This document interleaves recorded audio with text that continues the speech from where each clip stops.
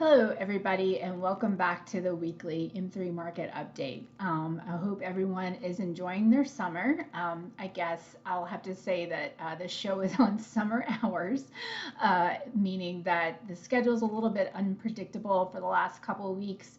I'm going to try to get on schedule after next week. Probably will take next week off, but may do some shorts from the road. So thanks for dealing with a little bit of disruptions, but feel like it's important to be here with everything that's going on out there. So we're getting a lot of messages coming in. You know, Twitter was all abuzz yesterday because of the chart from all the rooms showing the significant decreases year over year in sort of average daily rate for our revenue for some of these very popular destinations. And then this morning, AirDNA also published its chart or its rebuttal in my Substack this week. I call it, it's a case of similar to the dueling pianos that you can go see in Memphis and I'm sure other cities. But I will say this, that in actuality, I've been working with a client over the past several weeks, one of the reasons I've been so busy, and looking at the different data that is provided by all of these different providers. And I will tell you this much, that there is no one provider that we have yet to find that's fully out in the market that has a data set that does not have some significant limitations. And I'll say the biggest limitation that I've seen so far is just the lag in the data. It's not real time, as well as there are some data cleansing issues. So my point and the reason I'm talking about this is that I think that we can all feel and see through, be it message boards or be it conversations that you're having with your family and friends, that Airbnb is not having a great summer so far. Of course, this is somewhat of a generalization, but I have people in my family. I've heard from Twitter followers about people in their family. Plus, all of the message board, Facebook groups we've been seeing. Additionally, I went into the Airbnb Reddit yesterday, my first time on Reddit. And I could see there was a lot of people sort of struggling and not knowing what to do because they expected a very different cash flow. So the summer is not turning out as happy for some. And I think the important thing is not who's right, whether it's all the rooms or whether it's AirDNA. And my argument is that neither are a true representation of what's actually happening on the ground right now.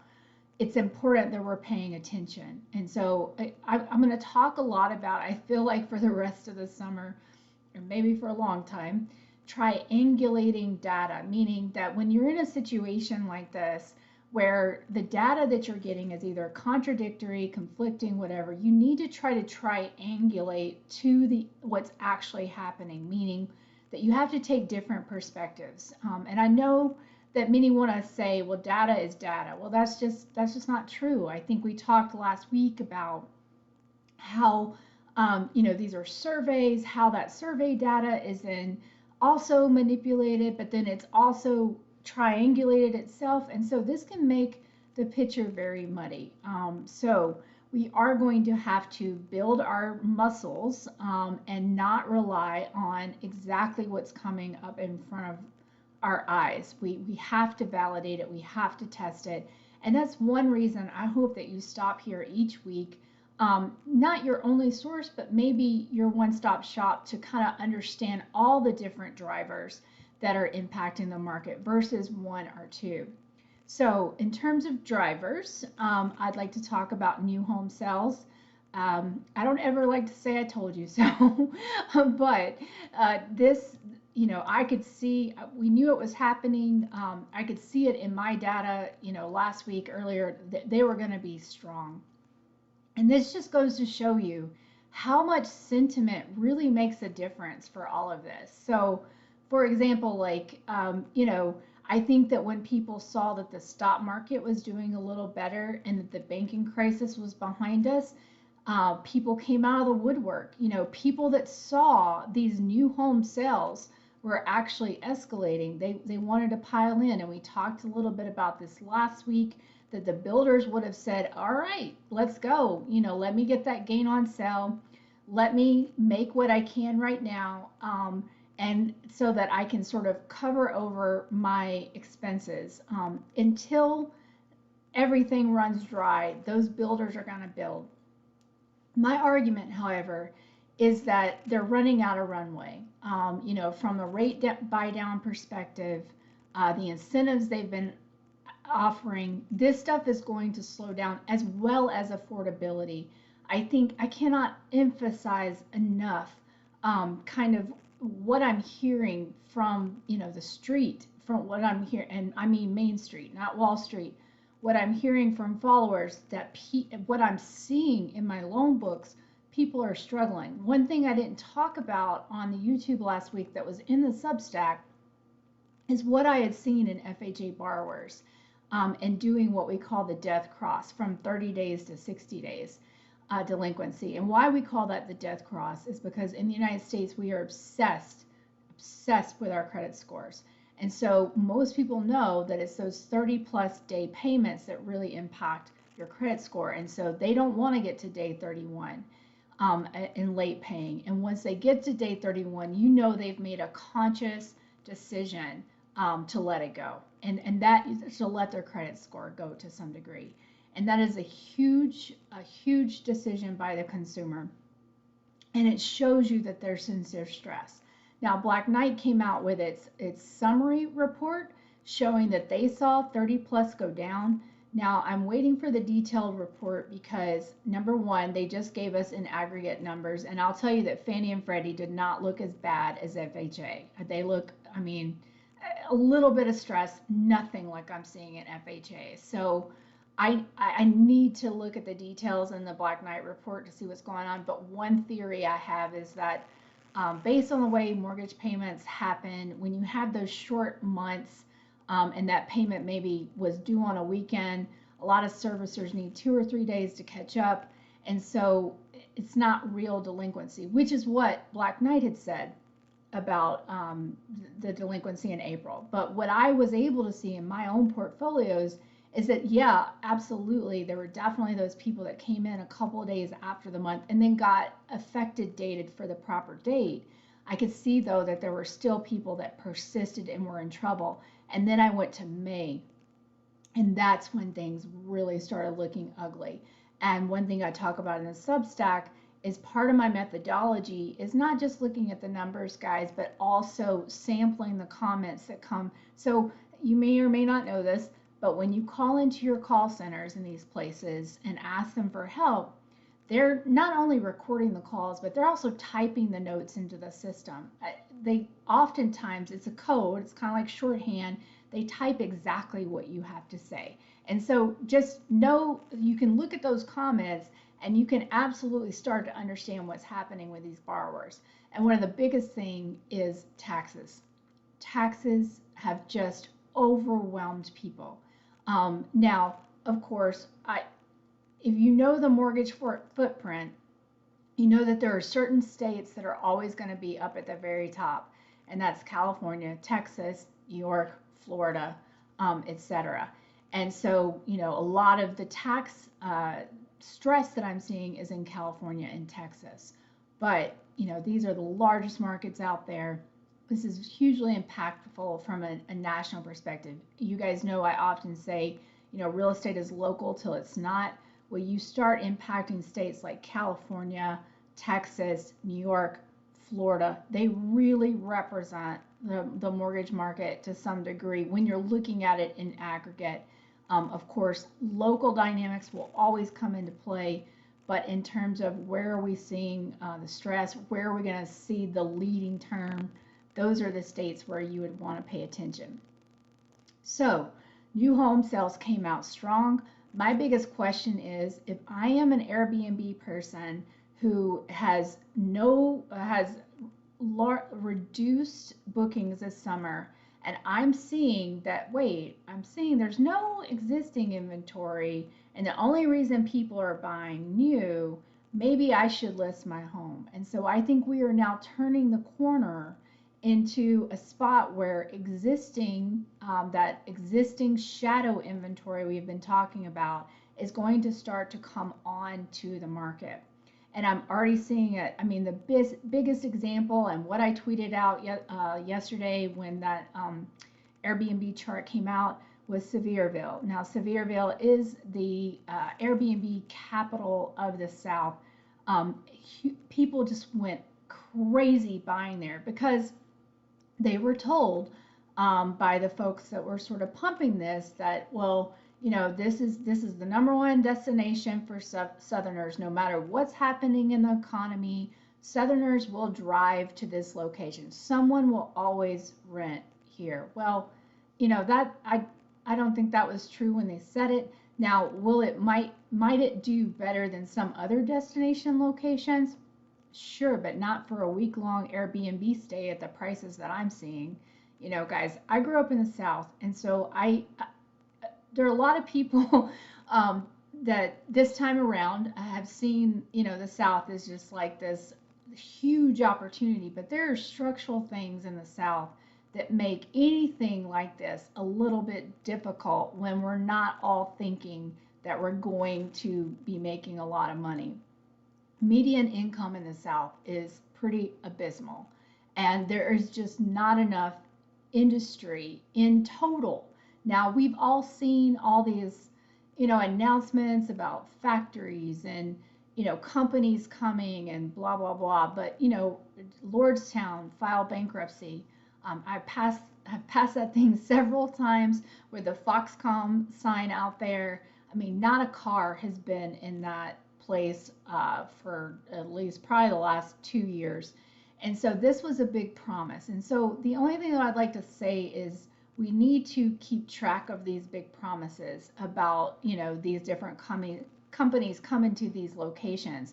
Because oftentimes, and this is a characteristic of the boom, we all believe that, but then as things start to turn, as the credit crunch starts, those plans kind of fall away. So if you've heard recently, for instance, that Apple is coming to your market, just validate that, because it could very well not be true anymore.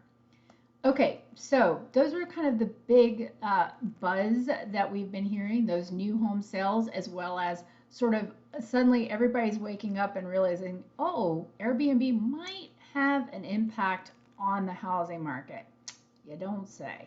Okay, because 14,000 Airbnbs are not needed in Austin, along with all the hotels that they have. So, that reality, whatever our new travel norm is, I can tell you it was not the revenge travel that we've been seeing, and it wasn't the type of travel we saw before where people could literally just go and stay for weeks and weeks in a few Airbnbs, for extended time and work from there. Those things are all changing. We are definitely going to see that the companies during the downturn are going to force people back. They're going to use this opportunity to get what they want. And of course, that won't be true of everyone, but largely this trend of people, traveling and then working from those locations is going to be over. Now, I think I may help buck the trend a little this summer. One thing I'm thinking about doing, no promises, because I have issues making promises like that. But I think that I'm going to go stay in a couple of these places and do Airbnbs and do some reporting from some of these Southeast Airbnb cities from the road. And so that's something I've been thinking about. Stay tuned. I think we're going to make it happen starting in the third week or so of July. So looking forward to that. Although after visiting the Airbnb Reddit, there are some concerns, but I'll get over it. Okay, so welcome back. We'll get back. We're going to jump into the stats for this week. I wouldn't say anything was just like super jumping out to me the same way it did last week, where we definitely saw Sevierville, Bozeman, listings going up for sale, listings going up for rent. but some notable specific movement, especially on those Airbnb prices, no movement. And that is something to talk about. So we'll get started here. And our first metrics, of course, is top cities with largest percent increase in inventory week over week. So weirdly, Carlsbad kind of made it back up here. Now, a viewer told me that this area in California, like during the summer, you're going to see a lot of long-term rental because there's just not a ton of hotels. And so, because I had asked, wasn't sure why we were seeing Airbnb increases, et cetera. So it could be here that, maybe that rental situation didn't work out and they're listing for sale. I don't know. Again, these are the types of things when you hear these numbers and you have some sort of local intelligence, please reach out to me, please comment. I love when you do. It makes me very happy. And also, I'm just very curious about these places in general, so I love to hear about them. Okay, so another California city at number 2, up at 3.74%. Boise up at 3.45%. Seattle at number 4 at 3.44%. And then interestingly, Knoxville making it up in the top 5 here. Now that is very interesting, actually. I will be heading that way here shortly, so hope to have more intel about what's going on there, up at 3.07%. Okay, so our top city's largest percent increase in inventory from the start. So as you guys know, I started tracking this in January. Our top 10 has remained the same, but they kind of change places, and I think that's interesting as well. So San Ramon took the top spot again, up from number 2 last week. Coeur d'Alene at number 2 at 83%, down from number 1. San Francisco around that 75% mark. Denver up 62%. Austin up 54%. San Jose up 44%. Portland up 43.6%. Seattle at 43.06%. Galveston at 42.6%. And Boston at 42.6%. Now, the movement at the bottom there, Portland is kind of moving up the list from number 10. This is a Pacific West city that hasn't, we've seen them, we've seen both Seattle and Portland here, but the fact that Portland's moving up is kind of an interesting move. So, if anybody out there has some on the ground color from Portland, Oregon, that would be really appreciated. Thank you. Okay, rent. So I looked at the Real Pages rent, and in most of these cities, I just keep sort of shaking my head because occupancy is down. However, a lot of the rents haven't moved. Not for everywhere, and actually in total, average rent was down about 2% of all the different cities that I track in aggregate. But there were specific cities that I just had to shake my head at, one of which is Pittsburgh, where I live, and I'm seeing, we're seeing people leaving, we're seeing increased inventory, we're seeing unemployment claims go up in Pennsylvania. Yes, for some reason the rent's sticky. Now that very well could be because at this juncture, we've now seen several studies that rent is more affordable than buying a home. So, it could be people are selling and moving to rent. And that could keep rent a little sticky until some more of this multifamily sort of comes online that we know has been delayed, but will be hitting the market, kind of at an increased pace here at the second half of the year. But the notable top cities with highest percent decrease in rent, Fort Myers down at 16%, Miami at negative 14.84%, Carlsbad at negative 13.45%, Oceanside at the same amount, 13.45%, and Costa Mesa down almost 11%. And so we've got California up here and Florida in their rent decreases. So remember what I said at the beginning. When you think housing, you got to think California, Texas, Florida, New York, New Jersey, and I think for this cycle, we'll be adding places like Tennessee that are very important to watch. Okay, so this is my favorite new metric, and this is the top cities with highest percent increase of single family rental listings. So if you remember, we kind of talked that we think there could be kind of like a flow to this. Like, okay, I have my Airbnb. I hear about, rent has been increasing exponentially. Let me list it for rent. Oh no, I can't get the rent. Maybe then let me list it for sale. And so that's the pattern we've been hearing about, and so we're tracking this so we can see if it's being borne out in the data. And so, again, top cities, highest percent increase in real listings. So Rosemary Beach. So if you remember, we're talking a lot about Rosemary Beach and 30A. Danielle DiMartino Booth put out a tweet saying, used to be you had to do a 7-day minimum. Now that's down to 3. And so the fact that we even had some properties come around to be listed for rent is interesting. Now again, smaller population, so few more homes is going to make a big deal. Sevierville, even actually from being up last week, up again, almost 20% in rental listings, huge. Up, and they're up from number 4 at number 2. Tampa, almost 18% increase. San Diego, around a 15% increase. And Fort Lauderdale at around a 13% increase. So we've got Florida, we've got Tennessee, and we've got California here in the top 5. And the top cities with highest percent decrease in single family rental listings. So Encinitas down almost 20%, Sacramento around down 7%, Coeur d'Alene down 6%. That's an interesting one, and we're gonna watch that one next week. Bozeman down 6%. This is interesting because listings for sale went up in Bozeman by 1%. So is there a correlation? We'll be watching this over the next couple of weeks. And then Galveston down at almost 6%. Okay, so Airbnb. So again, very interesting week with all of the buzz that's going around and all of the folks that are kind of waking up to, oh, this might be something we need to pay attention to. Absolutely, guys. This is,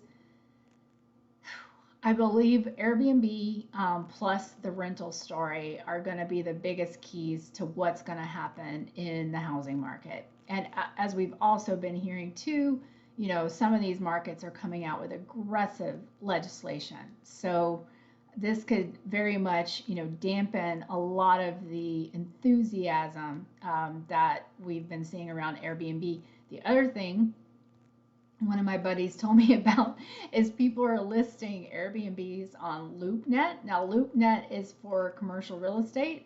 So, and that's not typically where you would list an Airbnb, but it seems like, or at least the working theory is that they don't want to list it on MLS, and so they're listing it on LoopNet. But I think this is where we're going to start to see people get really creative.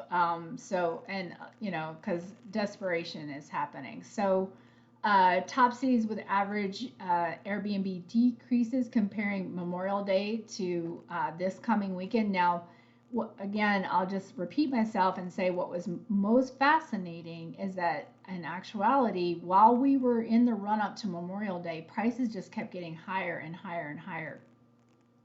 These have stayed almost the same or gone down. But the biggest decrease is Indianapolis around 55%, Ventura around 55%, Rosemary Beach down 43%, Hoboken down 32%, Boston down 31%, Las Vegas down about 26%, San Francisco down 25%, Fort Lauderdale down 22%, and Miami down around 18%. Now, we did have some cities with some increases. We'll go through those as well because I think that tells us a lot. These were all in California and some in Idaho. And very similar to last week, actually.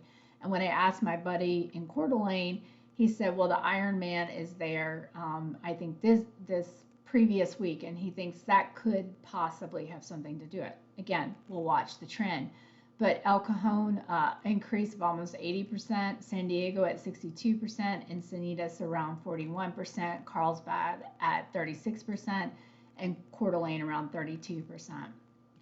Okay, and then commercial real estate. So, it's there's not a lot of words to say what's going on here, just because it is so bad, and it's actually probably worse than most are even talking about. And this is where we've talked about people are going to have to get local to come up with solutions. Now, I heard through the grapevine that the commercial real estate conference was still a party, but in my Substack this week, I give you guys a little story about where I was in October 2006 and the enthusiasm that was happening around me, much to my shock and dismay, as my company at the time that I had just joined, which was one of the top originators back then, was celebrating for giving keys to homes to millions of people and having the best year from a revenue perspective they'd ever had. So, and then shortly later we were doing layoffs. This is the way it goes. And so although they might be partying at the commercial real estate conference, I don't think there's anything to party about. And I think that no matter what happens, we're going to see write-downs. And no matter what facilities the governments come in to backstop this, there is going to be repercussions. And I think just watching Blackstone alone with their big sale to Prologis, or however you say it, and then I just heard they were shopping something else.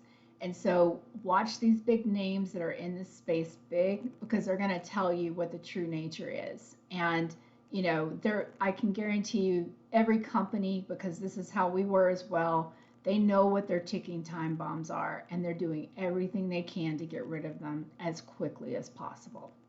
So summer 2023 is not going to be boring, although I think it's going to be fits and spurts of quiet, and then a lot of activity. But this is not the time for us to completely step away with one understanding of the market. We need to be paying attention.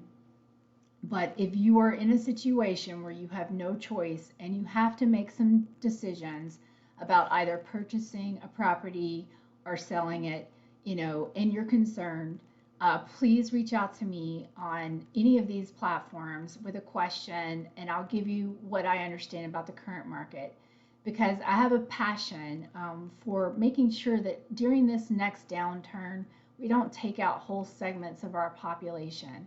Now, the unfortunate truth is that's likely going to happen. But I'm really hoping that if you're watching this, it doesn't happen to you, because you learned something here that maybe you weren't hearing something somewhere else. So please, when I make this offer, it's genuine. Please reach out to me. So you can reach me on Twitter at m3_melody. You can reach me at LinkedIn at Melody Wright. You can reach me on Substack at M3Melody Substack, and then here on YouTube. And I do my best to try and respond quickly. It's a little bit of a busy time for me right now. Hope to get back on schedule, not next week, but the week after. But I will post something. It might be some little shorts from some site visits, but you will be hearing from me a little bit next week, maybe just not as structured. So thanks again, guys. I really appreciate you stopping, taking the time to hear what I have to say. It really does mean a lot to me. So thank you, and see you soon.